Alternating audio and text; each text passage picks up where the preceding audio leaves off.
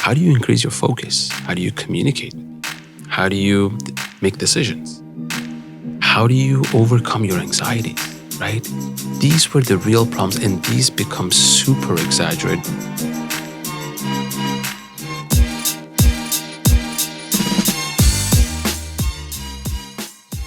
What is up, ladies and gentlemen, and welcome back to another episode of Ameer Approved. I am your host, Ameer Rosic, the rolling R to the itch. I got my good boy, Rokham Fard, in the studio here today. Him and I go way back. And a quick little bio of him. He's a serial entrepreneur. Previously, he co-founded theredpin.com and helped it to become one of Canada's 50 fastest growing tech startups. He raised tens of millions of dollars and got the team from 0 to 160 strong in 9 years. That's a good feat. Currently today, though, he runs psychologycompass.com, which he helps you on a journey of knowledge workers which reach peak mental performance through fully automated cognition coaching. That's a tongue twister. It is. We're going to be diving into Psychology Compass in a little bit, but what I want to start off on this podcast is your journey as an entrepreneur. You know, now, I briefly know the history of the Red Pin. You know, I didn't really dive in deep. I didn't ask you questions, but the general bird's eye view, I get it. Before the Red Pin, were you running any startups or doing anything? Or was that kind of your first dive into the startup scene? First of all, thank you for having me on the show. I'm excited. My pleasure. No, I never had another business. I don't even come from an entrepreneurial family. I worked at IBM for a few years. Well, I'll challenge you on that. Maybe. It will be a hard challenge, but I've thought a lot about it. I feel You're first generation immigrant. Yes. And your parents are from Iran. Yes. And then what did they do? My mom is a retired dentist. No, not here, over there. She was a dentist. Okay. Which I guess is partially entrepreneurial. The reason I bring this up is like, I look at my parents, former Yugoslavia, and the word entrepreneur irritates me because my parents' generation, at least from like, whether maybe from yours Iran or from yours, you worked for yourself. There wasn't all these big corporations and enterprises. They had small family businesses. To some large extent, yeah. No, you're right. I mean, if you want to look at it like that, yes. I was never told that I was an entrepreneur. I didn't know that is for me until I stumbled on fourth year of university. So I'm a software engineer. This is 2006. What uni? U of T, downtown. Downtown, yeah. I stumbled across TechCrunch, which was the only media that talked about tech. And I would not miss TechCrunch. Michael Arrington, if you're listening to this, bro. That's right. Early shout out. Shout out to him for sure, because there was literally nothing else out there talking about the tech startups. And I would not miss a single story. It was adrenaline times 10. And then my soundboard was who became my co-founder, who was actually my first friend in Canada, Ali. So we went to the same high school. We went to the same university, same program. So we knew each other for a good 8-10 years. And because I kept reading these posts, new ideas, idea sex, it just emerged by, permutations, to say the least, would bounce them off Ali. What do you think about this? What do you think about that? For about a year while we graduated. And then we decided, let's start a company. And then we met a third co-founder. And then the whole journey started from there. And part of it was also a little bit of a frustration because I worked at IBM for a few years while I was at school. First 2 years were super exciting, and then it became super dull for me. And I felt like I needed a push. I didn't know it's entrepreneurship. I just felt like things take... You felt like there's something more. I felt like I spent too much time in my cubicle and things don't move too fast. Gotcha. I didn't know what the problem was. I was dealing with the symptoms of it. Gotcha. But I'll tell you an underlying reason if you want to hear about why an entrepreneur. This I've never shared except for maybe 2 or 3 handful of people. My parents immigrated, and everyone has their own kind of range of immigration stories and depth of emotions you go through and whatnot. But what I'm forever indebted to both my parents for literally in their 40s, giving up their careers, giving up their family, giving up their friends, and trekking their ass over to this side of the world for my brother and I, essentially. And for good or bad, that indebtedness was always running in the background in my head.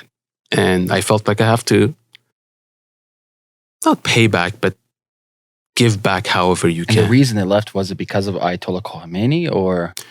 They left because there is more opportunities for your kids, in summary. And they left when? In the 70s, 80s? No. We left in the 90s. Oh, way after Ayatollah. Way after. Because that was 70, that's like 20 years after. Yeah. There are still challenges, but it wasn't right after the revolution. It was well after it. But the point is, they had to give a lot up. And I look at it, I have quite some time to my mid-40s. And I think, would I give everything up right now for anybody and just move somewhere else with a different language, different culture? And with my naivete in mind, I thought a lot about it. I'm like, how can I fast forward payback and kind of creating a more comfortable life for them? Because I felt they were going through a very, very hard time as a consequence of immigration. And my naive mind convinced me that you have to get on a fast track and employment is not the way. And I referred back to a thing my dad once told me when I was a teenager. He said, in North America, if you ever want to get any earnings, you have to own your own business. And it was completely in passing. My dad doesn't speak much. And that kind of came back to me. And that stream of thought with the TechCrunch kind of daily stimulation of all other entrepreneurs in the Valley, building startups out of nothing in their backyards or in their garages or in their whatever it is. And I felt like, well, all these guys have is a computer science degree, and there's usually 2 of them. So I already have my partner in mind. And I was hoping to get on a track to create that life for my parents. Believe it or not, that was the underlying motivation to start the Red Pin. And we had no idea what the company is going to be. We just said, let's start a startup. And it took us 3 months of full-time ideation and research to land on the Red Pin. And how did you land on it? We created the process, being engineers. With framework. Pretty much. And it was a very kind of like very inefficient way, let's say. But essentially the 3 of us, co-founders, we were full-time on this idea, but our job was to go and come up with ideas, research them, find out who are the big players, kind of get a little bit of an understanding of it. And every week we would meet twice and exchange notes. And we wanted to land on something that all 3 of us are super stoked about. And I kid you not, I think we trashed about 300 ideas until we landed on real estate, which was funny because the 3 of us had some real estate experience, buying or seeing or observing people buy and sell homes. And it was like a serendipitous moment, to say the least. I always bring this up. I have a lot of Persian friends. Mm-hmm. I'm like, what is it with Persians and real estate? That's it's especially crazy, in Toronto. Man. I know, especially in Toronto. I'm like, is it like you get like a certificate when you're born? I'm like, oh, you're Persian. Here you go. Welcome to real estate. Right. I mean, even real estate was never part of, in our family, is not something that we talk a lot about. But it's just serendipitous, I guess. And I always looked at it from an engineering and a software standpoint than the industry per se. And funny enough, the name wasn't the Red Pin. No. First name was called Realty Teller. And we were playing around with 2 things. Teller, like a bank teller, where someone provides you service about realty. And teller, like a fortune teller, where it can predict the future. And we went on with that name. We actually printed business cards with Realty Teller.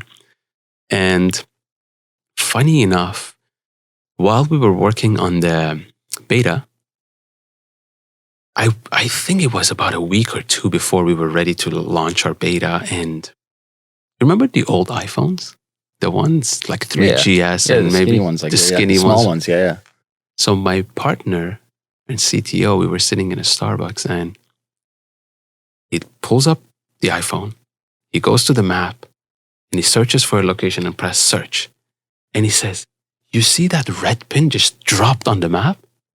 We should be called the Red Pin because that's your red pin. That's your home on the map. And it was just instantly all all of us are like, this makes a lot of sense. Phonetically, it's good too. Phonetically, it's good. It's easy to not Passes mispronounce. the bar test, the sticky bar test. Exactly. Yeah. Unfortunately, the red pin was taken. So we had to settle for the red pin. And that's how the name changed from Realty Teller to the red pin. And so what was your next step after that? Next step was chaos and mistakes. That should be like a title of your book, Chaos and Mistakes. Maybe. I like that. If you're not going to use it, I'll take it. So just so to give context, this is in 2008, 2009. We started it in 2008, but there were no playbooks like it is today about startups. Like people didn't understand and define Series seed money, Series A, blah, blah, blah. And you're starting this during the collapse too. Totally. And we have no education about it per se. There's not a lot of ecosystems around it. So there are no accelerators, incubators and VCs and whatnot. So we're just making all the mistakes. And essentially that turned into a 4.5 year journey of bootstrapping. And it's funny, my partner and I, we built the first version of the Red Pin. We programmed it together. But while you guys are bootstrapping, are you guys side hustling? Because obviously you got to keep the lights on. So I'll tell you how we managed to make ends meet, if that's right. Which only worked, I think, because we all didn't want to quit. And we were hopeful. So we came up with this rule between the three of us. We had to give the company 50 hours a week. And that was, it was like collectively the military. or? No, each. Each. Gotcha. Each person. Yeah. We agreed on it. We shook hands on it. And what that translated to, we started work at 10 a.m. till 8 p.m. Mm-hmm. That was non-negotiable. But you end up working till 1 a.m. And I'll go into that in a bit. But for 5 days. And for me, I got very lucky. I got a side gig at U of T working in the education and technology department. And little did I know who I was working under, which was, his name is Jim Slaughter. To this date, he's a good friend, although he's 20 years my senior, but I've learned a ton from him. So just to give you context on the environment, he was Canada's research chair of education and technology. He had about 20 PhD students under him, and he had a couple of software engineers helping build the technological environments for these PhD students to run their experiments, gather their data, and write their papers. Got it. So it was a very unique environment. And you were building that. We were building these. These were experiments. So you would build throwaway experiments that would run for 3 weeks. A PhD student would gather the data. You were on to the next project. Very cool. Right? So I was working 50 hours on the Red Pin, 24 hours on the side, just to make ends meet, staying at home. Parents were super supportive, of course, for about 4.5 years until we managed to raise our first round. And I can tell you that story because that's also... you mentioned that. Yeah, please do. It's a pretty non-conventional story because I love that story. Yeah. There were no VCs, there were no accelerators. So about, let's say 3.5 years in, almost 4 years, we decided to finally, for the first time, get an office because we were making some revenue and we kind of got tired of constantly working out of Starbucks or each other's homes and whatnot. Doing some shopping at IKEA for the new office. And it's at the end of the shopping, the truck is loaded and you go for the famous hot dog. So we grab our hot dogs at IKEA, all in moving gear, eating our hot dog and sitting on the ledge of the truck at the back. And we're like, let's take a photo for memories. Tap on this guy's shoulder. We're like, dude, can you please take a photo of us? The door of the truck is open. So he takes a photo. He says, are you guys a startup? We said, yeah. He says, are you guys looking for money? We said, yeah. He turns out to be the president of Indigo. Wow. And what are the chances? They had just put aside, so it was under the Trilogy Fund, which is by Jerry Schwartz, Heather Reisman, and Joel Silver. And they had just put the money, literally had decided to invest. They hadn't been around before. They had invested in only 1 or 2 companies, maybe.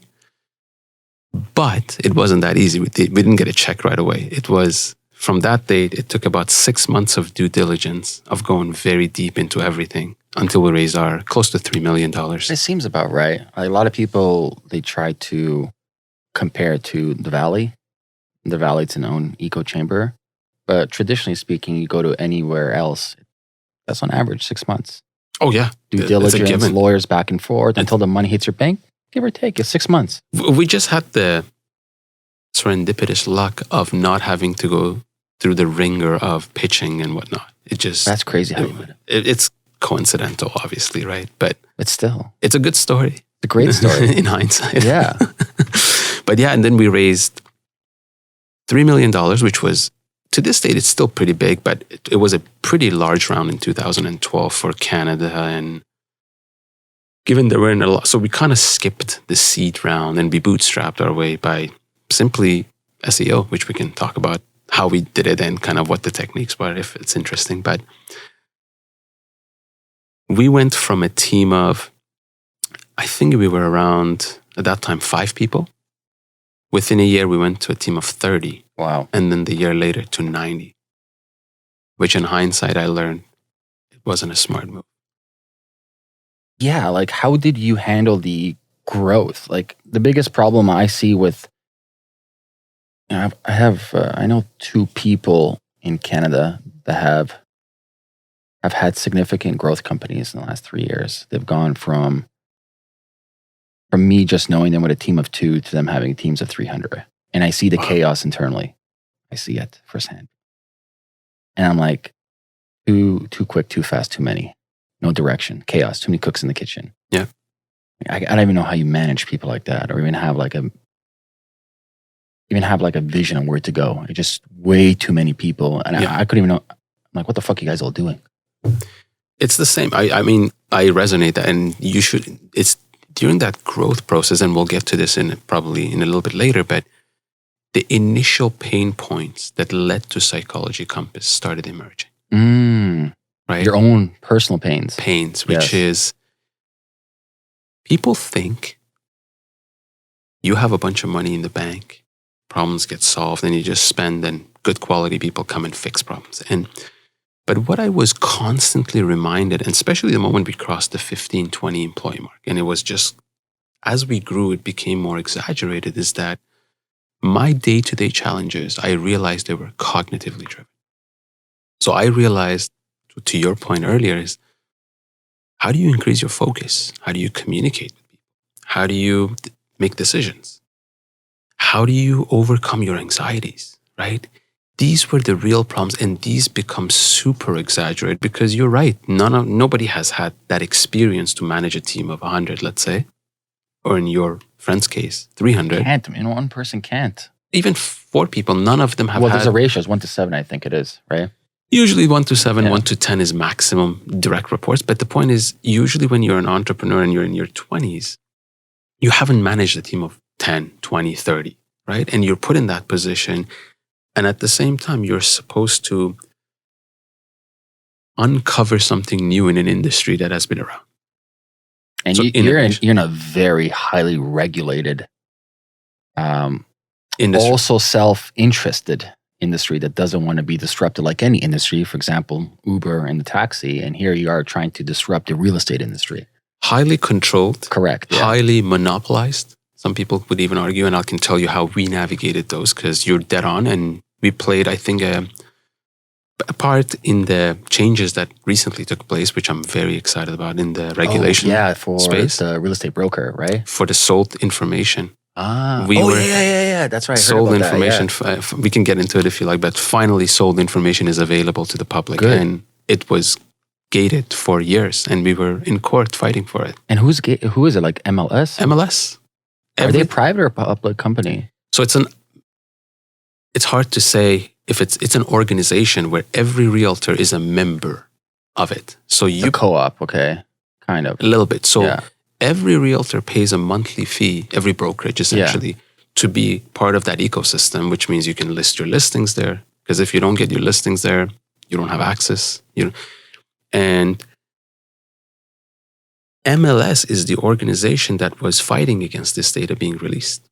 And they were saying it's against privacy. And then the competition, initially they weren't even giving the listing data, let alone the sold data. So the Competition Bureau, in Canada, we have about 100 real estate boards underneath MLS. The biggest one is the Toronto Real Estate Board, or TREB for short. And usually when TREB takes the lead, most other boards follow suit.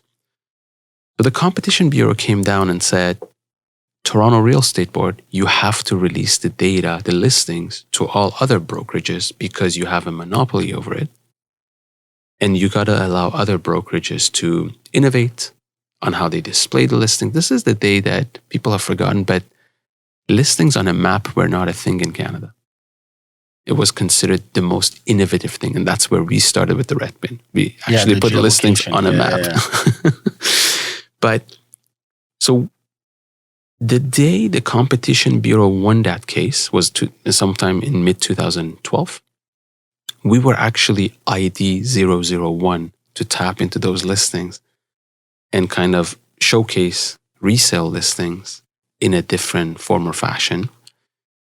And over the years, Competition Bureau started pushing further on the Toronto Real Estate Board and saying, now you got to release sold data. And in that effort, we were a big ally of these guys, which was kind of ironic because we're a Toronto Real Estate Board member and contributing on a monthly fee, but at the same time in court, we're standing on the opposite side and arguing for why the information should be opened up.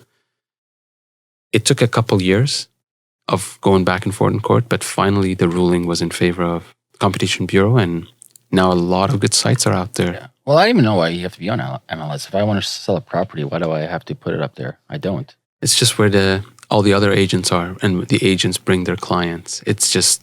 There's so many aggregate sites these are, like Zolo's another aggregate site, and like... Zolo came because the data started getting unlocked, right? Yeah. As long as you have access to the data, you can do magic. And that's exactly why like House Sigma is focused on sold data right now.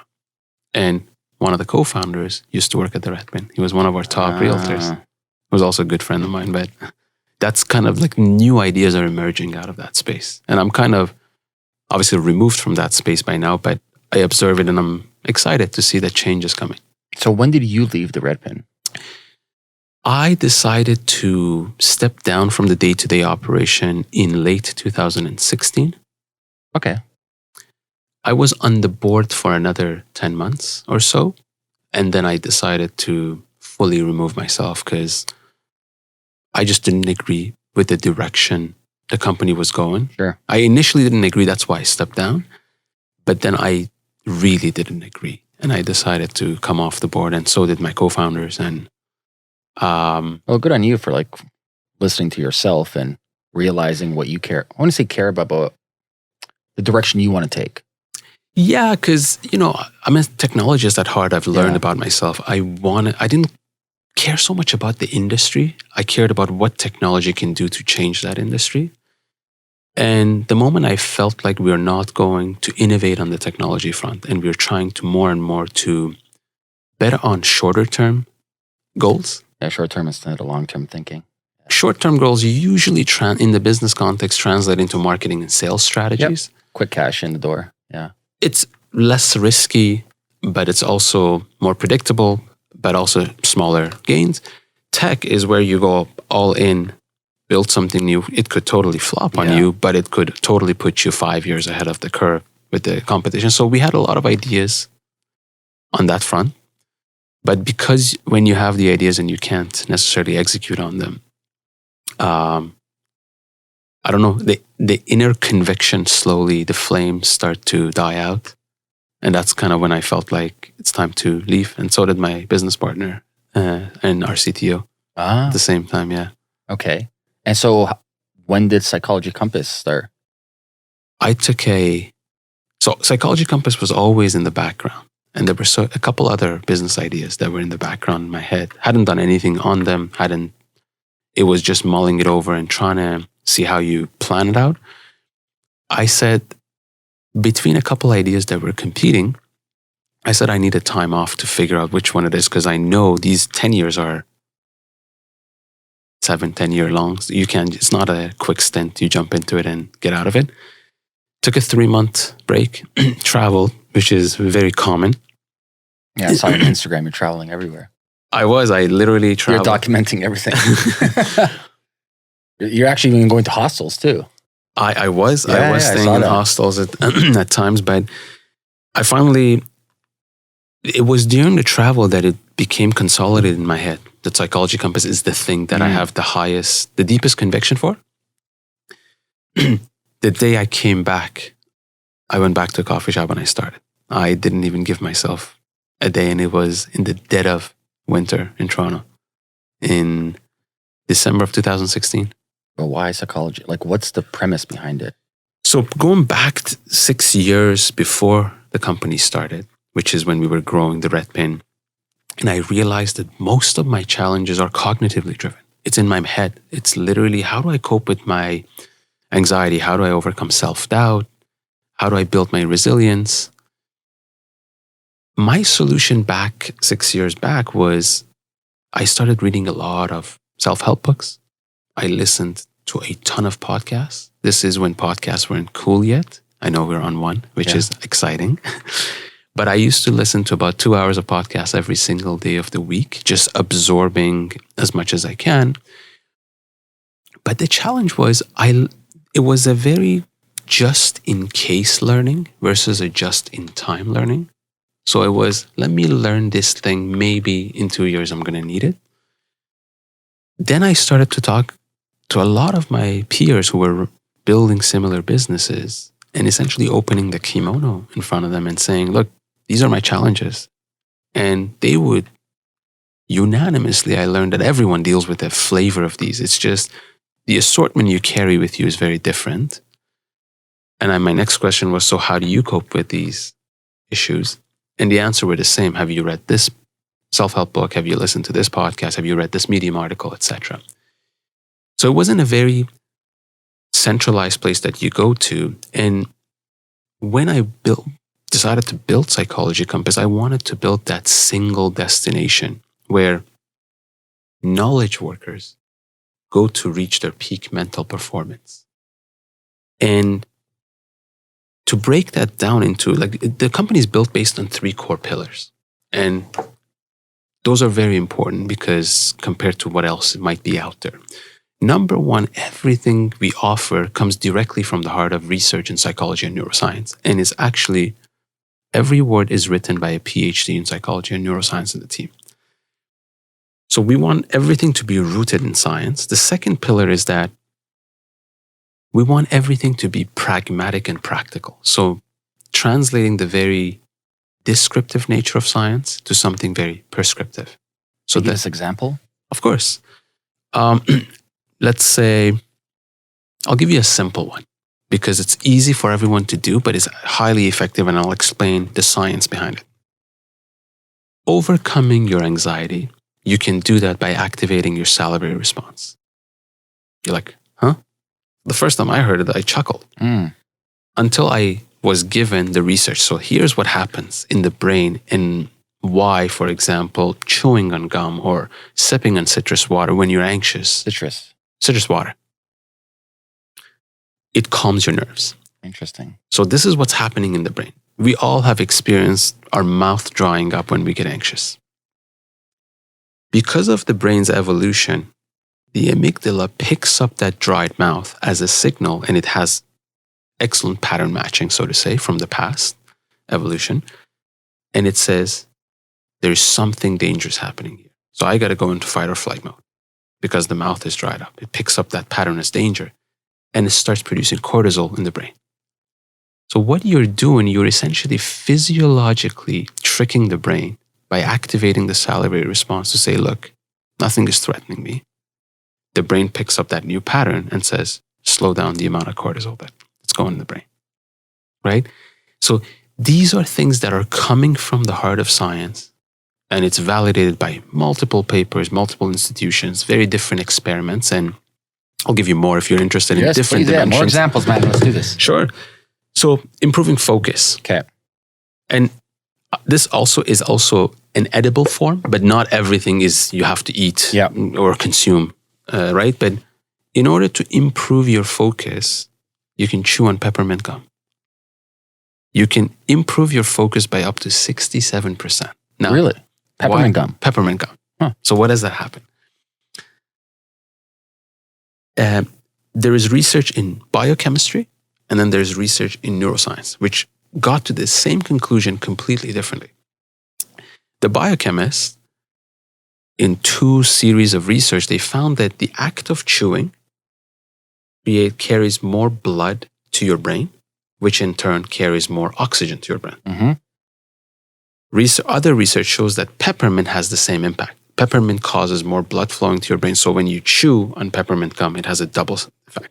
So that's and when more blood comes to the brain, more oxygen comes to the brain. And oxygen is responsible for your focus. So if you have lack of oxygen, your brain just has a hard time focusing. This is the biochemist side. The neuroscientists, they do their tests with fMRIs and scanning the brain and so on. What I'm hearing is a business opportunity here. To create gum. Focus gums. I'm going to trademark it now. Focusgum.com. Right. With a little bit of nicotine in there too. With our tagline. Nootropic effect. Chew on your focus. I like that. $1 billion business right there. But the neuroscientists do fMRIs, and by scanning the brain, they notice that the act of chewing is a small enough distraction for the brain for it to not look for another distraction. Completely different finding, completely different strategy, similar findings. But it's very easy. So I tell that to founders in Toronto. I've told this to guys running incubators and accelerators. And I kid you not, the next day or 3 days later, they would send me a long email saying, not that I only tried and it worked for me, I bought packs of peppermint gum and put it on everybody's desk, right? So we always try to find these kind of techniques from science that are very novel, that someone like you who's very well read, who cares a lot about mental peak performance, it's innate in you and you've never come across it on a Google search. Do you have any examples so the examples you gave me are examples of adding things in your system, in your routine? Next question is, do you have examples of things to subtract? Yes. So another module, so every cognitive function in Psychology Compass usually translates to a module of its own. Because what I like, sorry to cut you off, what I like about Psychology Compass, you're taking the theoretical. Yes. So scientific theoretical from psychology, neuroscience, biochemistry, behavioral economics. They're all together. Yes. They're all interlaced together. And then theory aside, it's good to theorize. Yes. And it's cool that you can replicate it within a study. Yes. But obviously for me, I'm a practical human being. Yes. I'm like, what can I fucking do right now? Exactly. And that's the goal here, right? Not only that, I would add a second layer, which we care about and I think you care about. Not only what can I do now, which is the practical side, how can I measure the impact on me? Yeah, quantitative. Yeah. Which is the third pillar we're built on. So research-driven, practical, and with an ROI feedback loop. Because the joke I say, imagine you were on a diet and you didn't have a scale. So you had to go in front of the mirror and see if the diet is working, right? If your measurement is subjective, it doesn't work. The same thing goes with the mind. We don't necessarily have a scale that everybody is accustomed to, so we built that scale as well. But to your earlier question, is there things that you can subtract? Yes. So we have all of these cognitive functions in the brain: ability to focus, communication skills, overcoming anxiety, etc. One of these cognitive functions is decision-making, which you do a lot of it.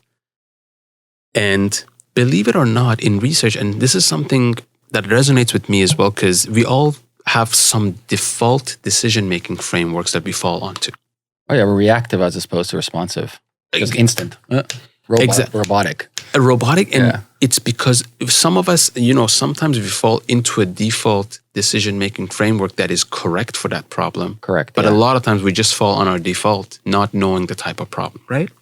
So I'll give you a decision-making framework for a certain kind of problem, which is, I'm sure you've been in this situation many times, which is, let's say you have multiple options to choose from, but you must only choose one. You cannot choose two. And it's a little bit of an unknown territory. So a good example, let's say you want to do a marketing campaign to acquire a bunch of users. You can do it on Facebook, you can do it on Google, you can do SEO, you can do it on Reddit, but you can only choose one. And there's so many other variables in your mind that are competing with each other. Which one has the biggest reach? Which one has the most targeting? Which one has the lowest cost, right?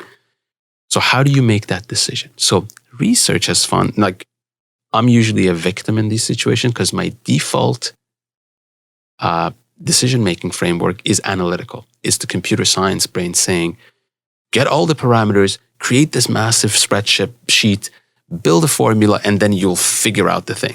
Or the opposite, just close your eyes and throw it against the wall. Everybody has their default. Research finds in this situation, because you can only choose one, pick the most important variable for the campaign that is important. So you might say, the most important thing is cost. I don't care about scalability. I don't care about focus on the demographics of the user. Just return on ad spend. That's all you care about. Yeah. And say, I'll choose the option that meets that single variable the best. And research shows that ends up being the best decision you can make. So these are in terms of removing. So you remove a layer of complexity in your decision making, and scientifically you end up at a more efficient result. You ever heard of the 33% rule? No, tell me.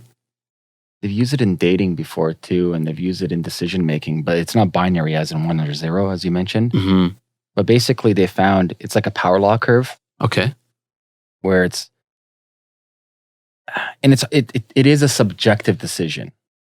So it's not really objective. Maybe in the back end for some data, but I'll give you an example, like real estate. Like you're buying a house. Here, good example. You're buying a house and you've seen 7 houses. And maybe you have another 7 left to go, so 14 houses. Research shows after you've hit the 33% of viewing or options, your best bet is then and there. You don't need more data. I can say that is true from a practical observation in the real estate mode. What the example you said, I don't know the science, but I think that's very true. They've used this in dating. They've used this in many different scenarios. Probably our biases kick in that we say, is there something better? Grass in dating, that happens all the time, right? Yeah. You see a single flaw in your mate, you say, is there someone who doesn't have that flaw? Correct. And you become blind to all the other possible flaws. And it goes to the thing of paralysis by analysis. Exactly. And these are the things that science has discovered a lot of it. So I think the 21st century is the century of the mind. I think, and I'll give you a deeper why I think that. And I feel like, I'm sure you know very well from your past that like in the past 15 years, we went through this revolution, evolution, however you want to call it, but revolution on the physical body, the different diets, the different exercise routines. It's been the rage, right? There's all of these different programs, whether it's keto diet or bulletproof coffee or this and that, right? And I feel like the next 15, 20 years is about the mind. The analogy I see is going back to the 80s, I feel like the computers, we went through a hardware revolution until we discovered software and realized it's not about making the semiconductors smaller and smaller and smaller. The magic is in the software world. And to me, the analogy is always the physical body is the hardware revolution, but we are in an age where we use the mind more than any time, and the information flow demands us to use our mind all the time. And that's why we're dealing with all these symptoms that are mentally driven. I think, though, from an evolutionary aspect, we can't cope with tech yet. We are not evolved to cope with this 24/7 staring at this motherfucker 24/7. Yes. We can't cope. I'm in the camp of it's not healthy for you whatsoever. I think that's exactly what it is. We are not used to information overload. We don't know how to ignore information. We don't know how to focus on what's important to us, right? We don't even know when to stop. It took us a few decades to realize in the factories, which was very physically driven, people kind of burn out and break down after 40 hours of being in the factory. It wasn't a default mode, right? And they're in Europe, places like that, they're even pushing these numbers lower. Oh, we realized too, when it comes, there's many studies done on this for focus and optimization. When people, the whole schedule 9 to 5 and 48, that's factory work. Exactly. Yeah. So it's not for performance. Like you look at the mind, they've shown in studies 90-minute sprints is exactly. It's like a bell curve, but roughly 90-minute sprints of what you can focus on. It's a diminishing return after that. Exactly. So you're just staring at your screen and whatever you're doing, you're not really doing anything. Which is another lesson. Chunk your days into 90-minute slots. Yes. And give yourself a half-hour break in between them. And do focus. Yeah. That gives you the highest output. Chunking's the best. Chunking. Yeah. And at the end of the day, you realize you can only have probably 3, maybe 4 chunks in a day. That's it. And then you're done. You're done, bro. Call it a day. Call it a day. And go rejuvenate that battery that you exhausted. And get some fucking sleep, man. I can't believe how people don't appreciate sleep. That's another module we're working on. Good. How do you sleep Thank better? God. It's about to go out. Is that the Aura ring? No, everyone thinks so. It's a Vitali ring, which is... What the fuck's a Vitali ring? It's the jewelers from Toronto. Oh, I never known. Ryerson guys, yeah. Oh, yeah? They're good, yeah? Just liked it aesthetically. It looks like an Aura ring, yeah. A lot of people ask me that question. No, but I think sleep is crucial and it's really undervalued because the 3 common problems I see with, at least in the entrepreneur world, they either can't fall asleep, they wake up in the middle of the night and can't fall asleep, they sleep for 8 hours but wake up tired as hell. Yeah. These are the 3 very common symptoms I'm seeing. And people don't realize how much magic happens during sleep. Your subconscious gets consolidated. You clean your amyloid plaque. Literally your glial cells are refurbished. And people feel like they're just useless and not utilitarian of their body, and they feel like they're missing out. We're sleeping so little today. If you look at circa 1960s, I believe, we were sleeping on average, I think it's like 10 hours.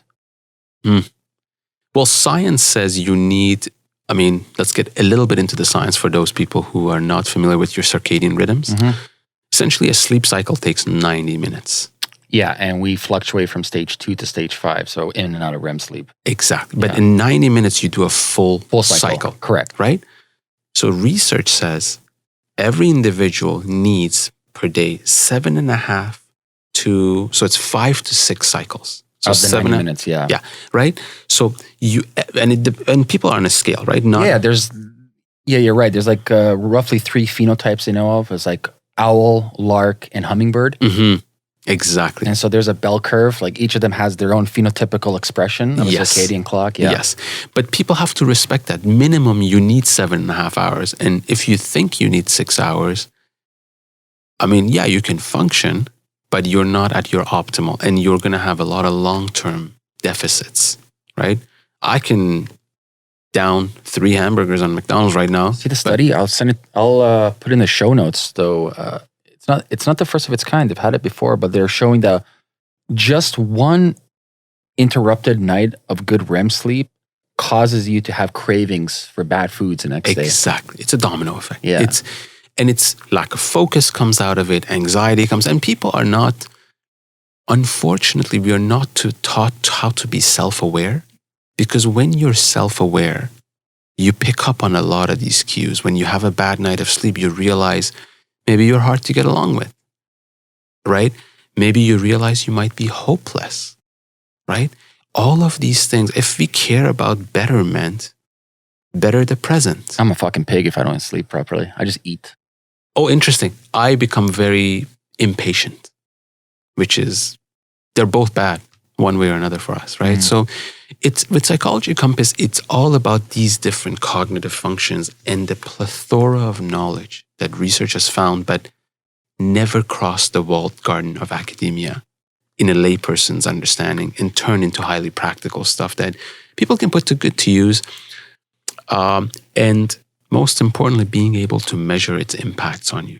Because so how do you go about that? Like, so if I'm using Psychology Compass or anything, in regards to optimizing my mental frameworks. Yes. How do I quantify that?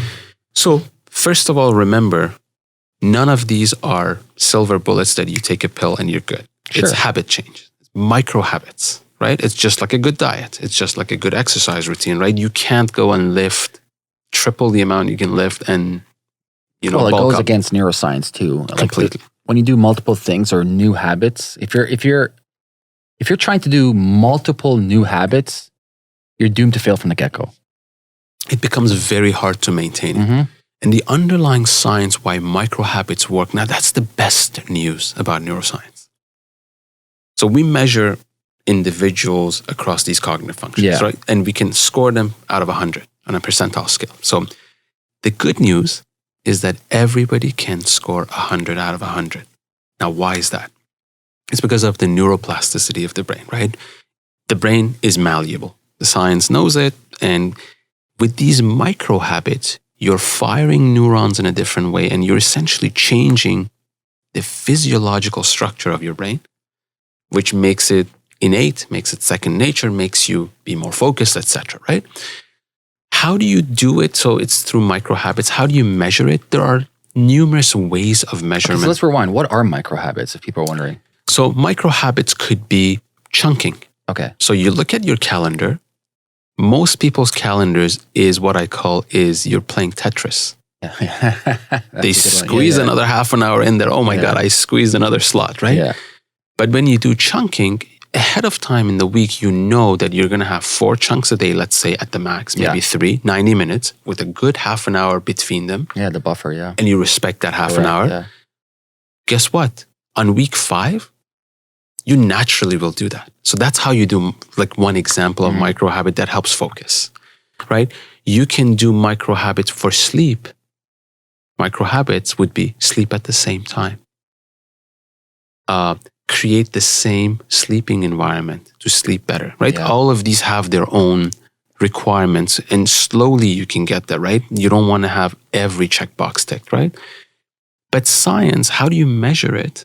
Meaning, how do I know if I'm less anxious after I do X number of lessons for 2.5 months? Yeah. There is always the self-reported methodology, right? And people always say, what if I lie? And yeah, you can, there's that question mark is always there. Like, can I report falsely?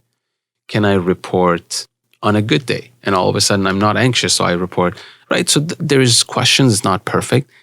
Depending on different cognitive functions, there are specific tests for them. So they're not universal tests for focus, anxiety, etc. But let's say for focus, one category of assessments is very digital. They almost create an interactive environment. Feels like a little simple game that you have to find the green dot among the blue dots and it keeps moving. So they see how quickly you can focus, the reaction time, right? So there are mechanisms that are, nothing is bulletproof. So people have to not expect a black and white situation. It's not like you go on a scale. It's not as simple as measuring my weight. I am 65 kilograms today and it's 65 no matter what scale I go on, right? But me being customer number one of the product and needing something to make me improve for years and learning. But the sleep you can quantify like this. Sleep is one of the things that you feel it a lot more, but I even feel like I'm more in charge of my days and my feelings and my routine. And I'm like, what I can output in 4 or 5 hours is a lot more meaningful and significant than what I would be able to do 7 years ago, right? So you will notice a lot of those outcomes. But in terms of measurement, those are the mechanisms that are in science and we try to deploy some of them. So how do we get how do we get more people involved? Or how about this question? There's different archetypical frameworks of human beings. Mm-hmm. You have self-starters, you have people that follow people, right? Everyone's in their own kind of model. And if you look at the bell curve, it's probably like, I don't know, maybe like 1 to 2% of the population of the world are self-starters. Mm-hmm. Where Rokham will give me psychology compass, I will log in and do my thing, and I'm building systems. Then there's the rest. How do we create better systems where we can then, I want to say nurture, but understand that every human being is different? The problem with a lot of systems, whether it's like, oh, I have this cool program, or I'm a coach, or I got this new framework, they come from a perspective of everyone's the same, like a robot, which is not true. No, it's not true. Everyone's different. Everyone's very different. Which this is a massive opportunity for businesses to look into. Like, I think billions are left on the table from this. It's like they treat everybody the same. Yeah. That's why what you're saying is so true. That's why behavioral change is such a hard game. Oh, fuck. Right? Yeah. We're all in a behavioral change game in these kind of manners, right? We're not building accounting software for accountants who are used to a process. It's just an easier process, right? It's a behavioral change. And I always joke, I say we are in the business of behavioral change, which is hard, right? So how do you do it? How do we do it? Let me say, at least, and there's probably a lot of amazing ways that people have discovered and we don't know of yet, but number one, you have to be able to measure it. No one would follow a diet if they didn't have a scale. They never had access to a scale, right? It's just the feedback loop, incremental feedback loop is one of the things that people say, oh, it works a little bit. Number two, make the action part, which you talked about earlier, very easy to do. Like chewing on peppermint gum doesn't have a cognitive load. Doesn't require a budget, doesn't require a time. That's why a lot of people opt into, we're all lazy. We always want the shortest path of kind of. Well, there's a reason why we're lazy. Survival mechanism. It's survival, exactly. You want to rule out the noise. You have to conserve energy, man. Exactly, right? So we try to give people things that are easy to implement subconsciously. 3, I think, we all flock to novel ideas more. So yes. If you tell me I'm stressed and I say breathe, you might say, get the hell out of here. Fuck off. I've heard this, right? Now there's a lot of science about how to breathe and how it calms your nerves. But if I say, how about chewing on some peppermint gum? You might say, oh, I've never heard of that, right? You lean in. So novelty is some of the things that people care about. And that's why like guys like, I don't know, people talk about Wim Hof, the cold shower. The ice all of a sudden everybody's like, oh, I'm going to try a cold shower because it's easy to do. You just turn the hot water down. Mm-hmm. It's quick. And you see if it works or not. Mm-hmm. Does it feel, and it's very novel. Instant feedback, man. It's instant After feedback. Like a 45-second to a minute cold shower, you walk out, you're like, oof. Look, why does bulletproof coffee become a sensation? Right? Because it's easy to make it. And if it works, I still call blasphemy on bulletproof coffee. I'm not a fan, but it's definitely been marketed well. I love coffee black. No butter in it. No butter in it, please. But I think that's the kind of things. But at the end of the day, the person has to want to improve. So the one big criticism I have about North American approach to almost any industry is that we only take action when the symptoms emerge. We're only talking about mental space because so many people are on a Prozac. So many people are dealing with massive anxiety and depression, right? So, whereas if we took a little bit of a preventative approach, like most Europeans do in their healthcare systems, there is a lot you can do to prevent. So a lot of entrepreneurs, you've seen this firsthand, is like, they wait till they burn out, and I literally mean burn out, that they can't function anymore, to say, okay, now I need to go and like reset the bar on my life and like some of my routines, versus they don't sleep healthy every night to prevent that burnout, right? So we haven't been taught to think on the preventative scale. And if this is the scale of mental kind of spectrum for different individuals. Let's call this end the mental health, which is when the clinicians come into play, when the therapists come into play, when I just can't help myself. Yeah. So give me some Prozac to get back on my feet, give me a therapist so I can build some good habits and feel good about myself. There's the guys in the middle who's about mental well-being, meaning I'm not suffering, but I'm going to try to maintain it. Or in a physical analogy, I don't have a six-pack, but I also don't want to get obese and eat all the carbs I can get. And then there's this extreme of the scale, which is the peak performers. It's the guy who goes to the gym and builds a six-pack in the physical world. There are guys who are building physical kind of mind, six-packs in their brains. Mental six-pack mind, yeah. Right? Yeah. It's like Josh Waitzkin is one of those guys that a lot of people know of him, right? What was his book again? Oh, he's written a bunch. You're talking about the art of learning? The art of learning. Fuck. It's a very good book. The Audible's good because he's the narrator. It's a great book because he has such a very different backgrounds. Like he's a martial arts expert. Exactly. And he draws lines between learnings in one in the other space, which is, again, makes it very novel when he talks about playing chess is like martial arts. And he tells you how they're connected and how he's learned. Well, one interesting thing he did, which is something I'm predicting it's going to be, I think you can see a fucking lot of it coming up, is I think he's in New Mexico or Costa Rica. He went hiding, man. He needed to clear up his mind and make his environment conducive to success. Because, for me, I don't believe in free will. I don't believe in willpower. I believe your environment dictates how you behave. And creating a proper environment is the easiest, fastest way for success.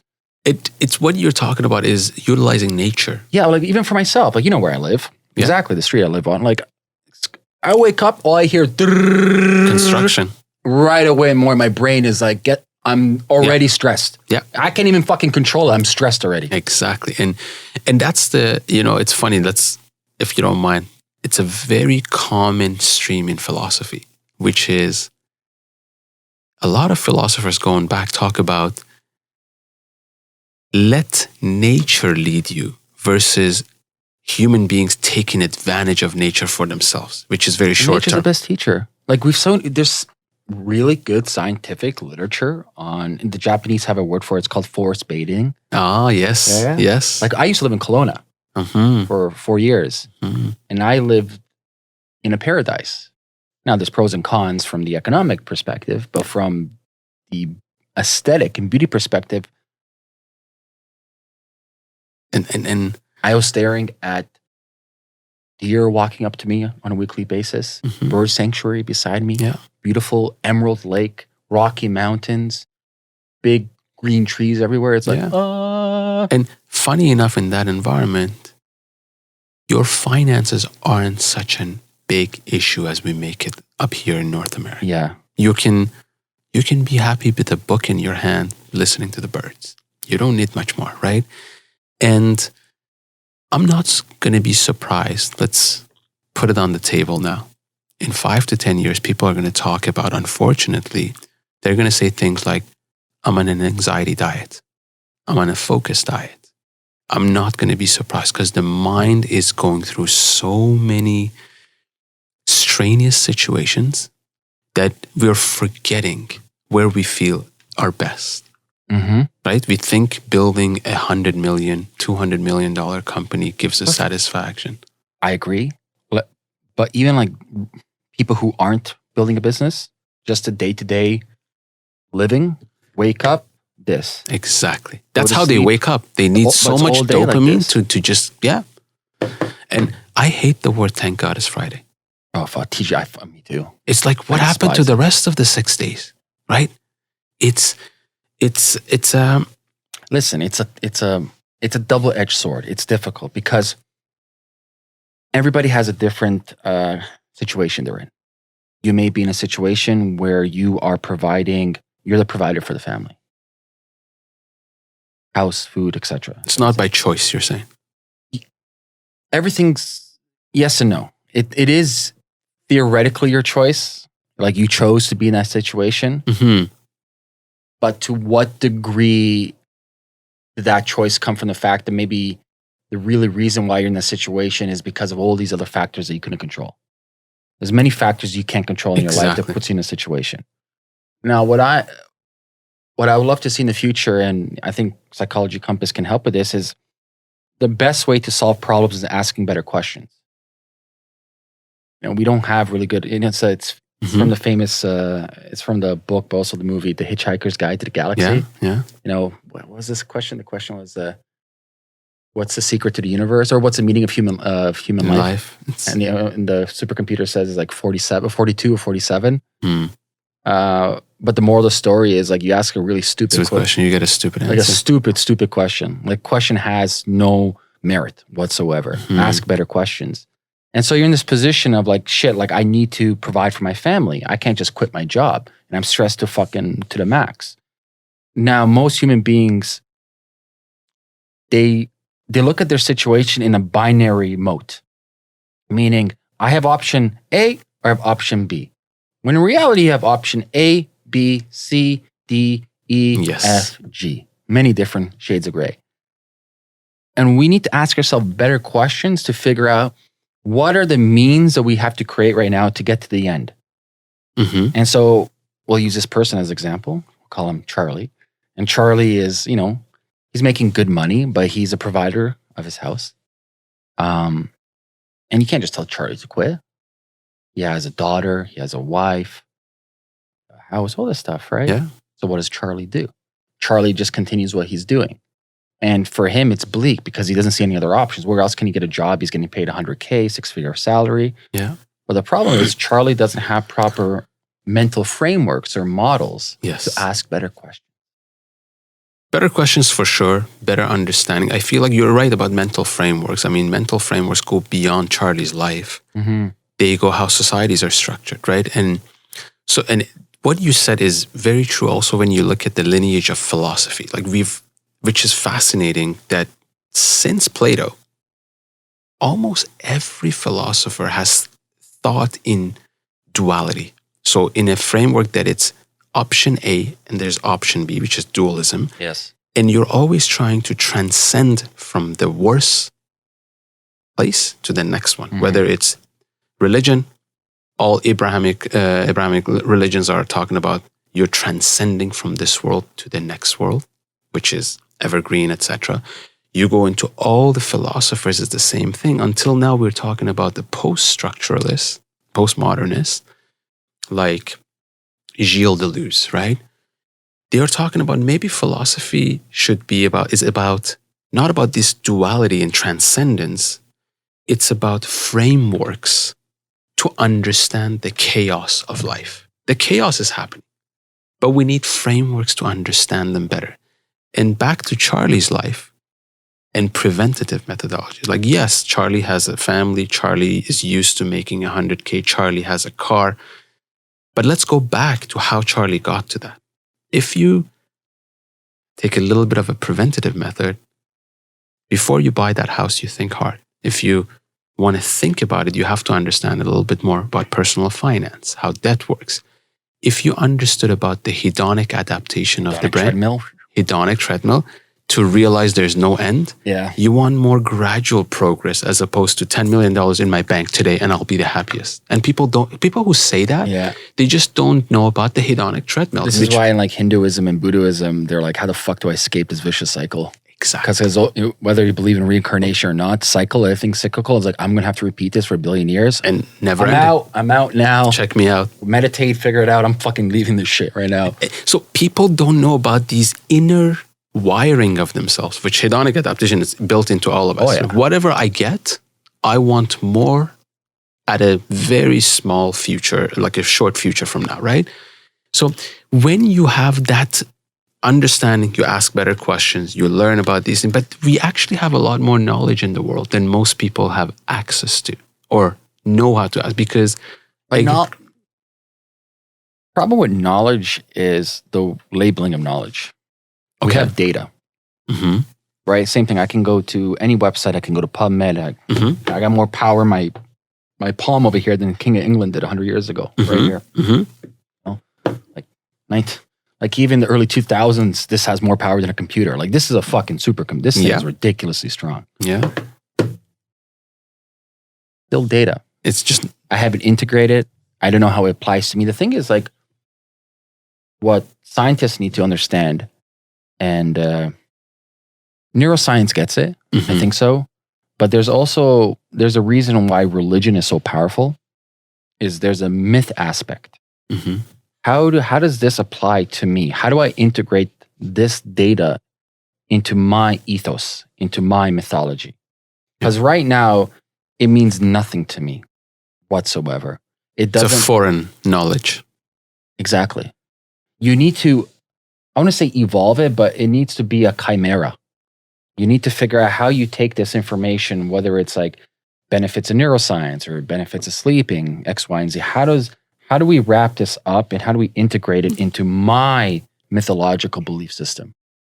This is a problem where we have in religion today. Religion hasn't updated its mythological relevance to be relevant with modern day science and society. Its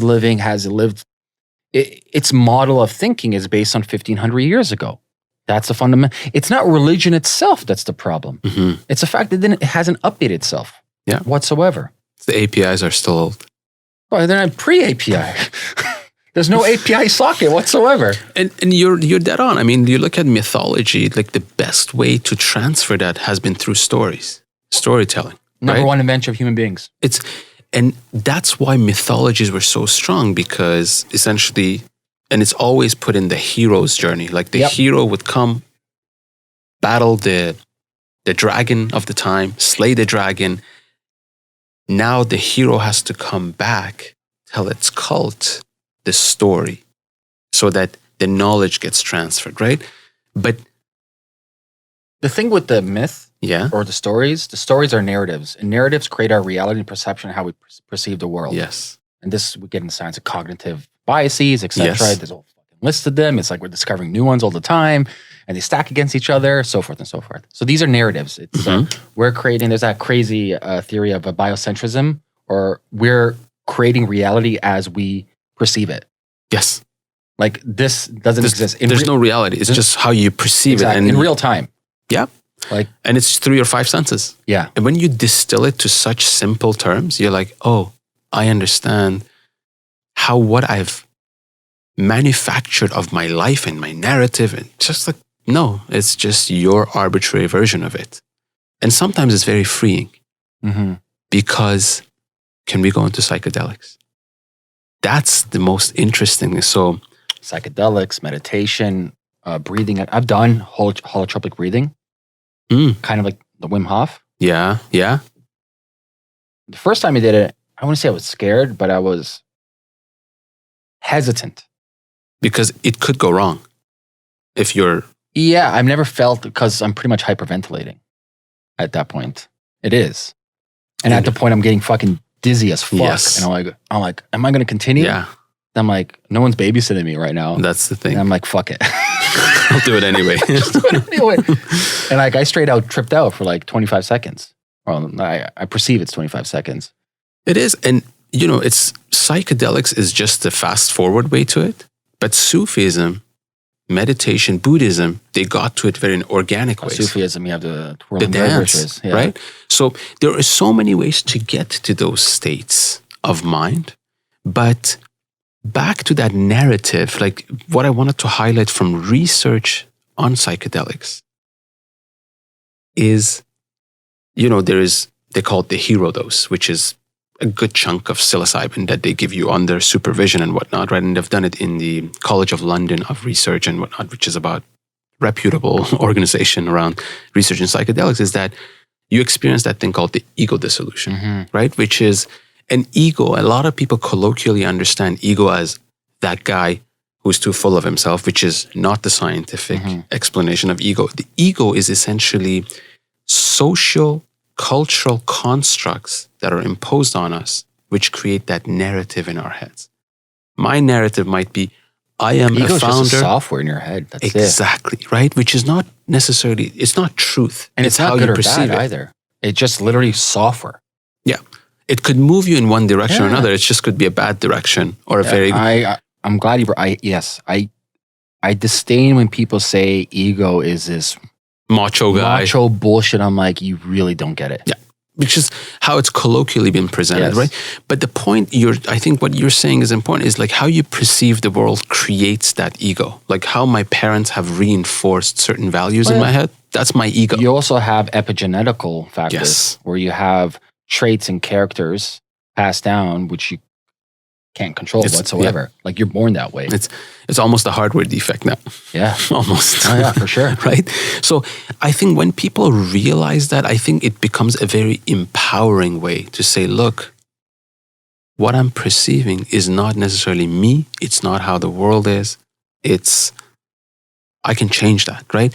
And I think we need to understand these things better to define a better self, define a better society for ourselves, etc., and escape it a little bit.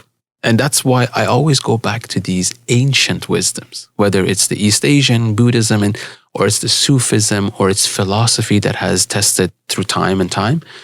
I always feel like there is some true north in their compass that I can't possibly discover in my lifespan. I might as well lean on something that has been tested for 1,000 years and still has some truth that people flock over. It's a little bit of a shortcut.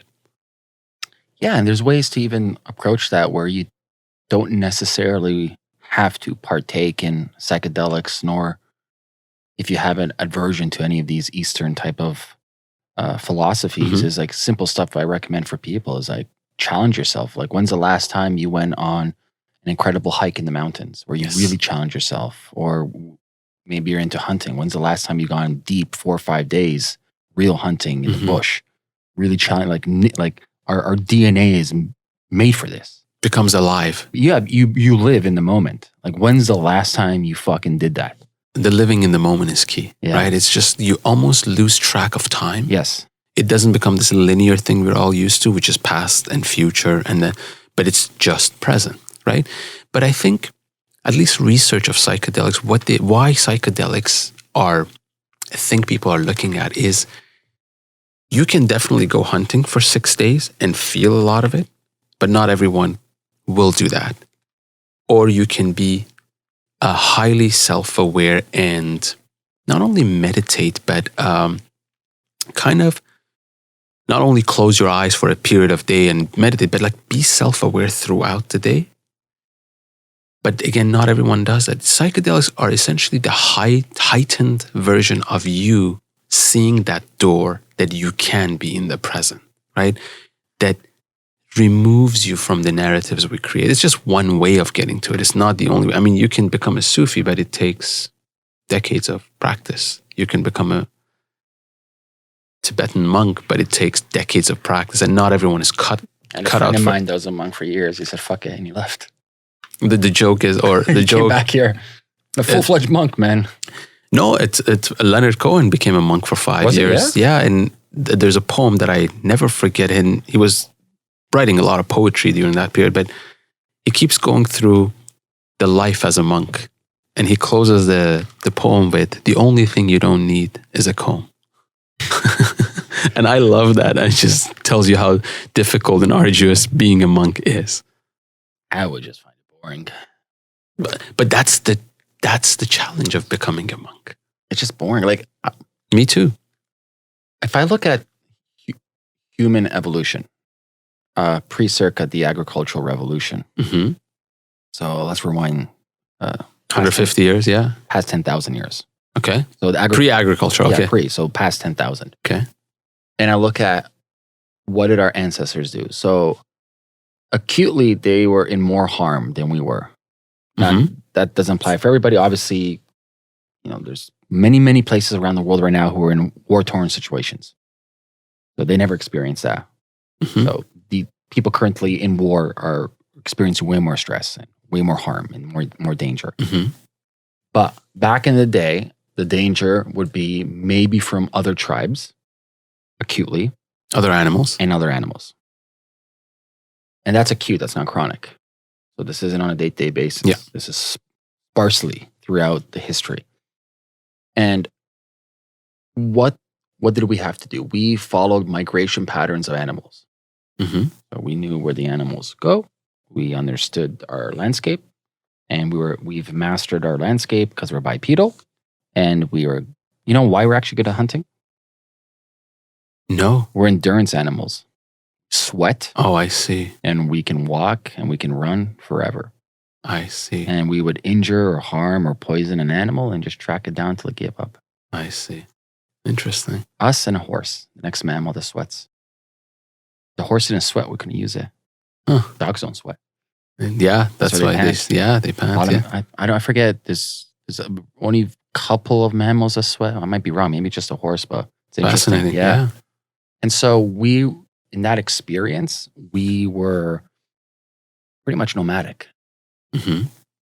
And so we had the experience of brand new settings and stimulation, like aesthetics, visual. Yes. We saw different landscapes. The experience of walking with the tribe. Yes. Traversing. The experience of hunting a new prey. These are brand new, tangible experience that we had. You look at today, it's like I said before the podcast, I'm like, one of my definitions of hell is if I ran a $300 million company, I had to show up to the same fucking office the rest of my life and take the same route to that, shoot me now. That's my definition of hell. Same repetitive pattern day in, day out. Like, forget about it. Yes. Here we are. Here we are. And I think when the symptoms become so dramatic, we take action in North America, right? Currently in Canada, did you know this, that every single day, 500,000 of Canadian workers don't show up to work because of mental reasons? 500,000 every day? Every day. Holy shit. 1 out of 3, every short-term and long-term disability claim is mental. That costs companies $20 billion just in Canada. Holy shit. Right? Which we probably haven't seen it because in startups it's less so. But that's an literally epidemic. Massive. Like, think about it. How many people how many people are adults to go to work in Canada? 500,000 don't show up every day. And I would say of those who show up, a lot of them are on the brinks of not showing up. You know, right? So I think the problem is we're all in that place. And that's why we take extreme actions. That's why we buy massive houses to patch that feeling, right? That's why we have to have a cottage to escape the 9 to 5, Monday to Friday. I don't recommend it. Too much work. Right? Too much work. And it's not as fun as you think. What fun? I go there to fucking work. Exactly, right? It's what you own ends up owning you, they say, right? So try not to own too many. We're actually planning to rent it out completely starting this summer for the first time ever. And I think for us, I feel like that's why travel is so valuable to people, right? There is a certain framework in North America that we're used to, right? And my analogy is simplifying it from my little travel that I've done is like, I had a realization and I'm like, in North America, why are people so attached to their jobs? Yeah. Because everything is borrowed. A lot of places in the world, things are cash. There's no concept of a credit card. There's no concept of you can borrow 80% of your home's value from the bank and pay, right? You pay cash. So here, you're anchored. You have your car based on a lease. You have your house based on a mortgage. Your phone. People forget that, man. People don't buy the phones. They can't afford $1,000 brand new phone. Right? So, and what does the system do? The system anchors all of these loans on one thing, which is your job.